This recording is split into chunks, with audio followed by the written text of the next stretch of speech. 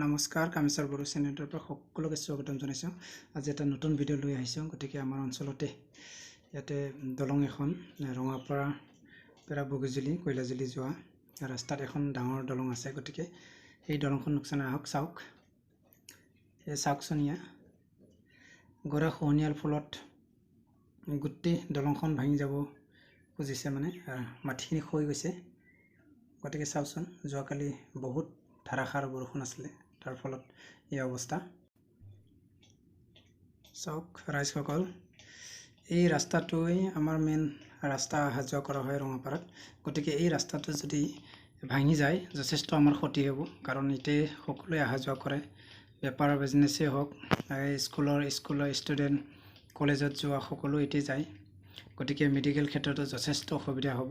সেয়ে অনুৰোধ কৰোঁ যাতে আমাৰ চতিয়া সমষ্টিৰ বিধায়ক সন্মানীয় প্ৰমোদ হাজৰিকা ছাৰলৈ যাতে আমাৰ এই সমস্যাটো অতি সোনকালে যাতে হাতত লৈ মেৰামতিৰ সুবিধাটো কৰি দিয়ে, সেয়ে আশা কৰিলোঁ। আকৌ ৰাইজেও আমাৰ সেয়ে বিচাৰে। গতিকে মোৰ চেনেলৰ পৰা সেয়ে ক'লোঁ। লগতে ৰাইজসকল আছে অলপ, সিহঁতকো দুই এষাৰ সোধোঁ কি কয়, কি মন্তব্য দিয়ে আমাৰ ৰাইজসকলে। বহুত মানুহ অহা যোৱা কৰি থাকে, এই ব্ৰিজখন যদি ভাঙি যায় আমাৰ অহা যোৱা কৰা বহুত মুস্কিল হ'ব। ৰঙাৰ পৰা অহা যোৱা কৰা, বিভিন্ন বেপাৰ বিজনেছ কৰিবৰ কাৰণে গাড়ী ঘোঁৰা অহাৰ কাৰণে আমাৰ দিগদাৰ হয়। এই দলংখন যদি সোনকালে ভাল কৰি দিয়ে আমি নথৈ সুখী হ'ম। গতিকে ধন্যবাদ থাকিল দুই এষাৰ মন্তব্য ৰখাৰ বাবে। মই এইটোৱে ক'ব খোজো যে এইখন দলং মই জানাত 5 বছৰ হোৱা নাই নেকি এগ্ৰিমেণ্ট। গতিকে ষ্টাৰ্ট কৰাটো 16 পৰা আছিলে ন, 2019ত ষ্টাৰ্ট কৰিছিলে এইখন দলং। গতিকে এতিয়া 2023 চলি আছে।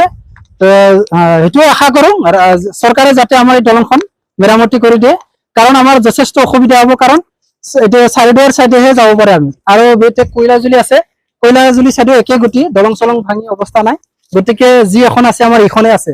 গতিকে এইখন দলং যদি ভাঙি যাব লাগে নিশ্চয় আমাৰ বগীজুলি অঞ্চল, কৈলাজুলি অঞ্চল, দফলাবিলি অঞ্চলত বহুত অসুবিধাত ভুগিব পাৰে। গতিকে সেয়েহে ৰাইজেও অনুৰোধ কৰিছে, সেইটোৱে চৰকাৰক আশা কৰিছে যাতে এই দলংখন সোনকালে যোনে কণ্টেক্ট লৈছে সিহঁতে আহি কিনি যাতে আমাৰ এই দলংখন চাব লাগে অতি সোনকালে। ইয়াত যদি অলপ মেৰামতি কৰিলে নিশ্চয় বাচিবও পাৰে অলপ চলপ।